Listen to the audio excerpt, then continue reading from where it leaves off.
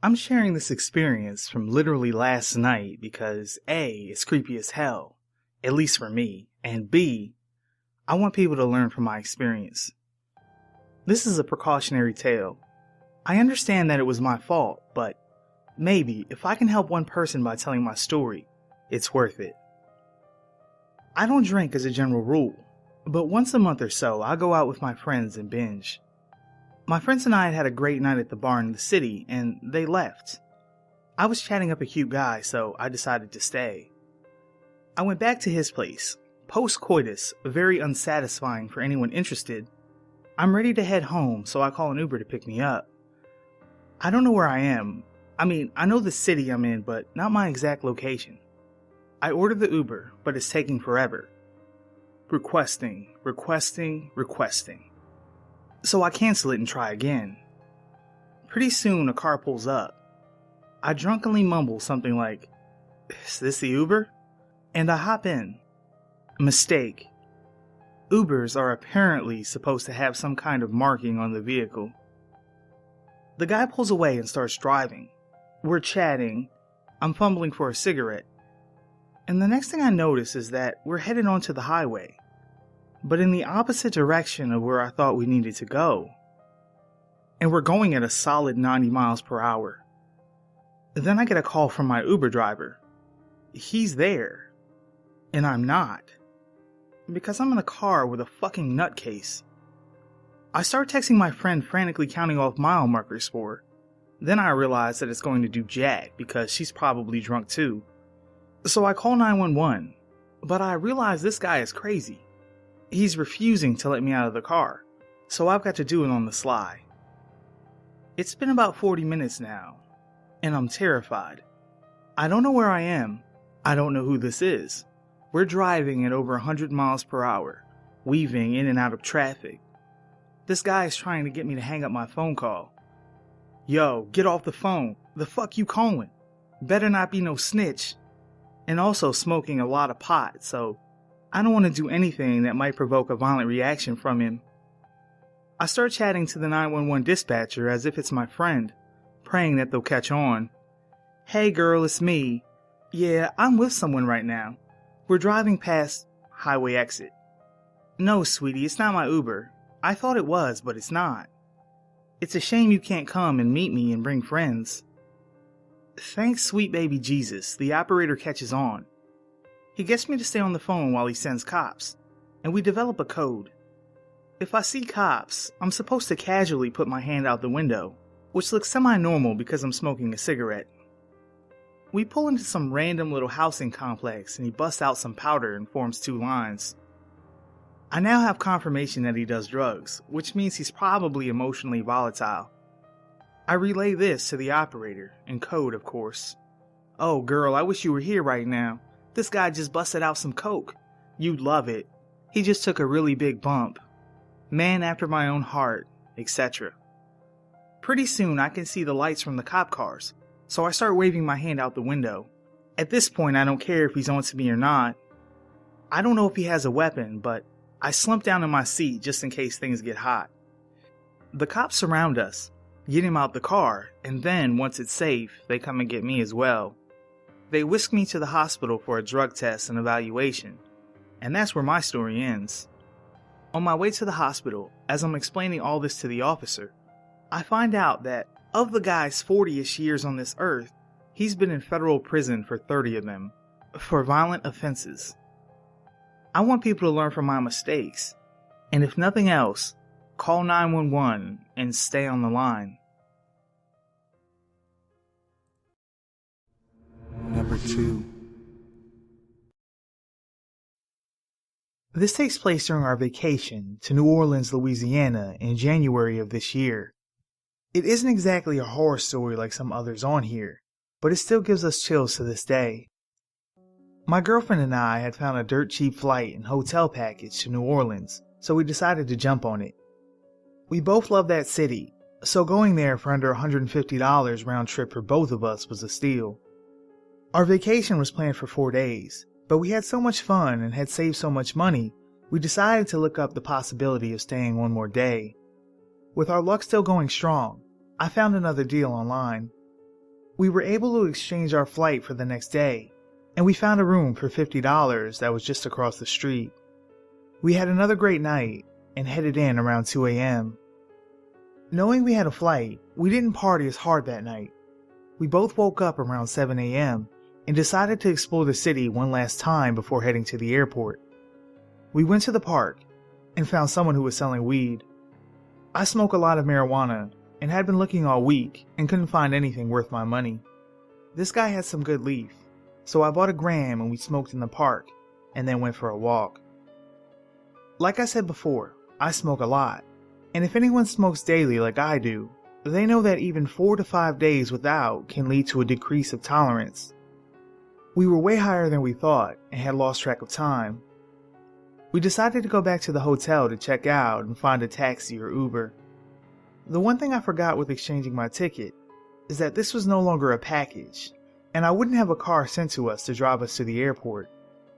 My girlfriend began nagging me that we should have done this the night before, but I assured her that we would be able to get one with no problem because it was Tuesday morning.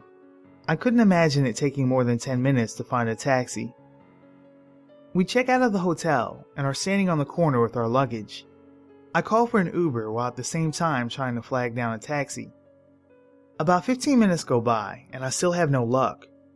I start to panic a little because I realize how we are against the clock now, and I don't want to end up stranded across the country with no money and no hotel room. After about 30 minutes, I say we have to walk to a different part of the city because we aren't having luck here. I then see a minivan make a U-turn and stop in front of us. "You need a ride, brother?" the man said. He was a young African American, maybe 30 years of age. He didn't look like a creep or homeless or anything, but I could definitely tell he was a street cat. I said, "Yes, where's your Uber card?" "I don't see it on your back window." The man pulls out an Uber decal from the compartment in his door and shows me. It was very suspect that he didn't have it on his window, but it looked legit, so it might have fallen off. I then said I would sign into Uber so it's accounted for. He says there's no need for that, his reason being that Uber takes 35%.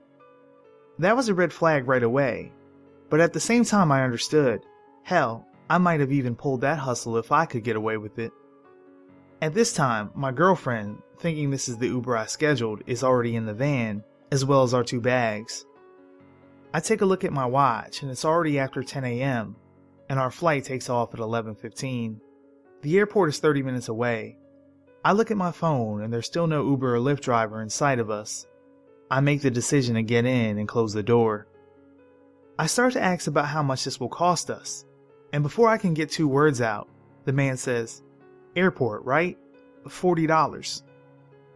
The way he said it wasn't creepy or anything. It was more like this was a routine he had practiced numerous times. The rate wasn't far off either. The taxi that drove us into the city was $35, so I was banking on an over-under and a $5 difference. We start driving through downtown towards the freeway, and I'm really in a state of mind that this is just a guy trying to make an honest dollar under the table. I see the sign that prompts us to get into the right lane to enter the entrance ramp. We transition to the right lane and pause at a red light.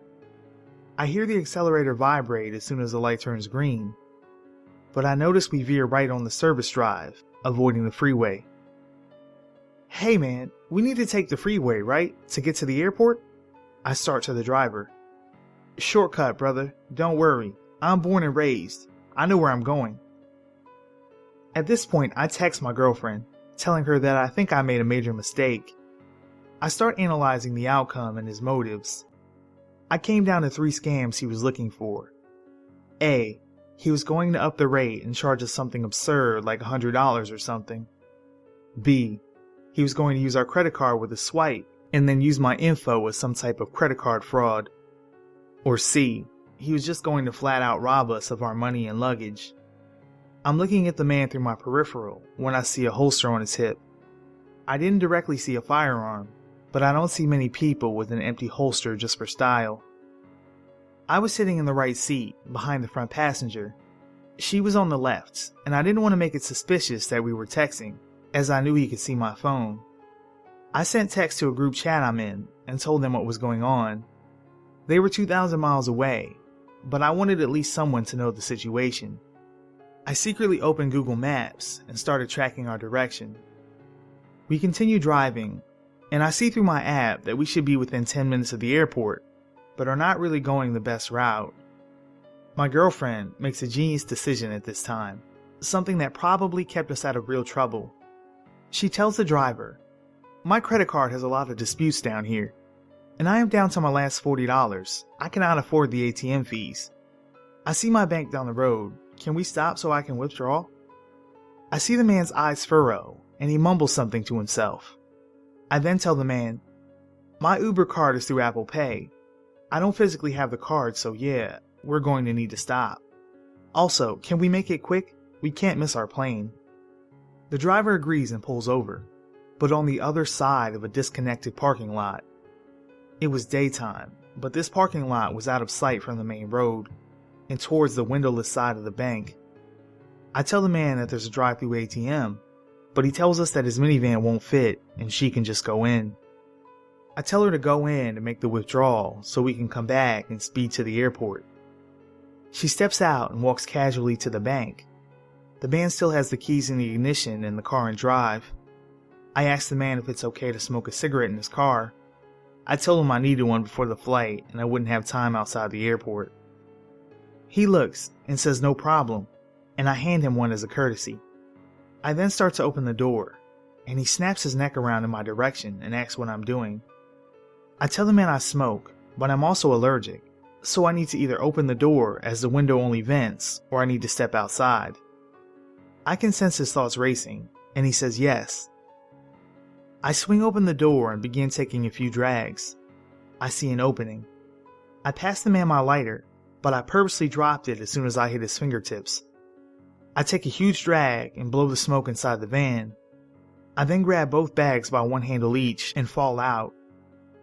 I start running towards the bank, which is maybe 50 feet away, dragging our bags as I scramble. I start yelling about a robbery. The man had not taken anything from me, but this was the first thing that popped in my mind that would draw attention. I get to the bank and my girlfriend sees me and runs towards me.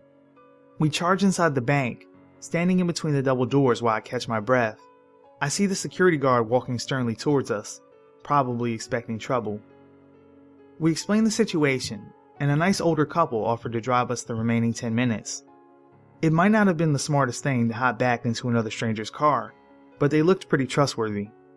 As we left, I overheard someone say, "Just some tourists that got hit with the Uber scam." Apparently, this is one of the biggest scams going on around here, where people will pose as an Uber or Lyft driver and will demand hundreds of dollars before eventually driving to a secluded place and driving off. We got to the airport, gave the couple the 40, which we literally had to throw in their car because they refused to take it, and rushed inside the airport. We flew home with all our bags, a great vacation, and a wake-up call about trusting strangers. So, fake Uber driver trying to make a quick buck?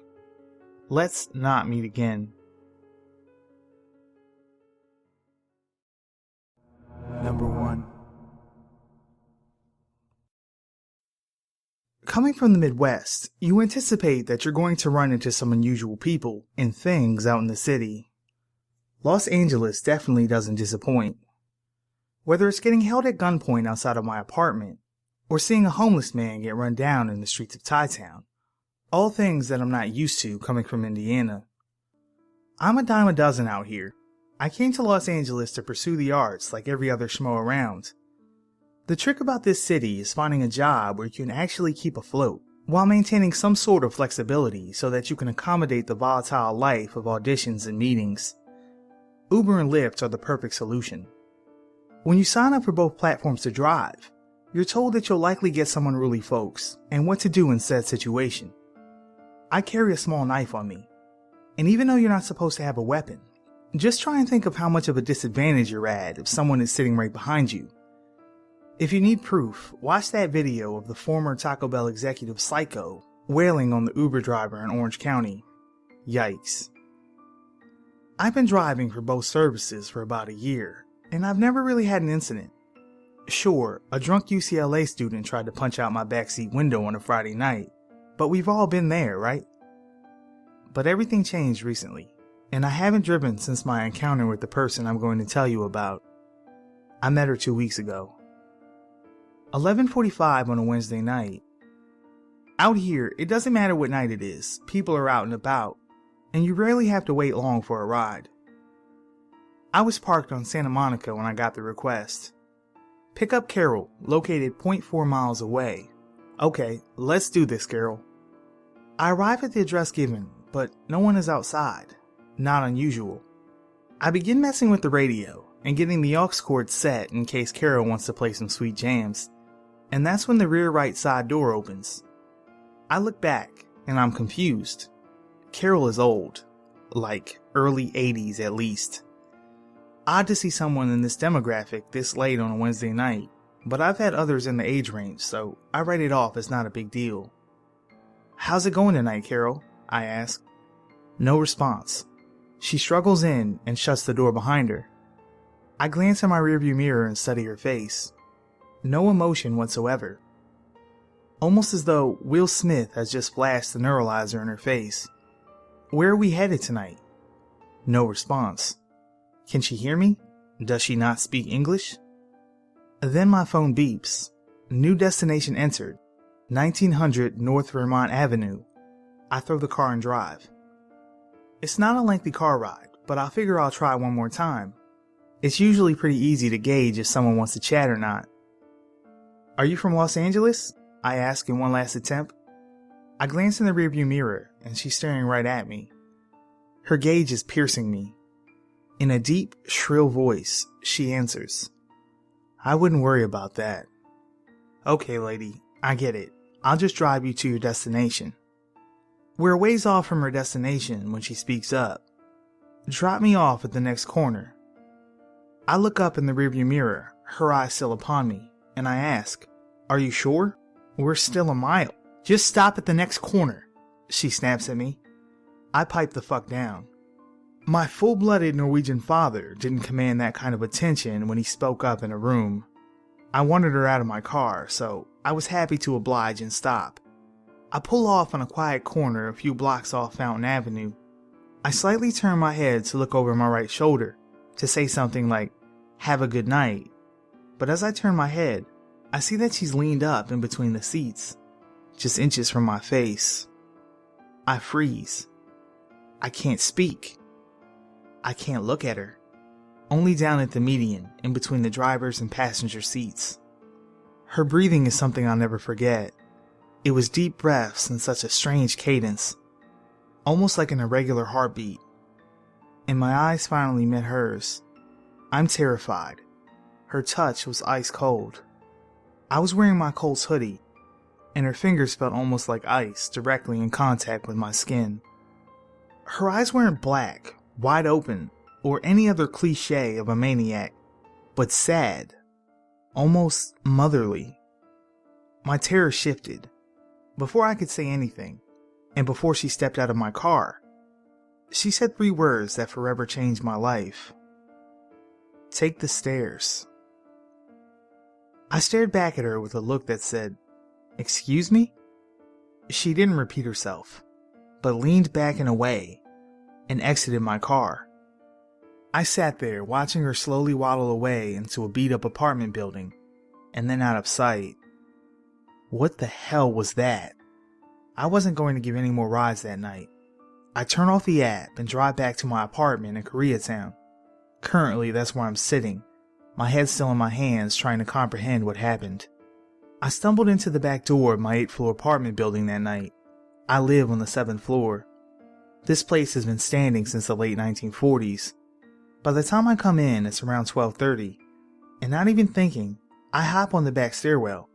Usually I'm lazy as hell, and I take the rickety old elevator. I get to the 4th floor when I hear it.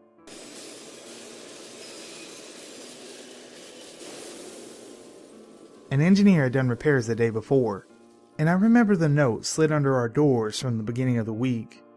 April, a beautiful girl on the 8th floor, had hopped on the elevator to get her laundry out of the dryer, right at the same time I had gotten home. 2 of the main cables snapped, and the elevator crashed violently down to the ground floor. 7 stories.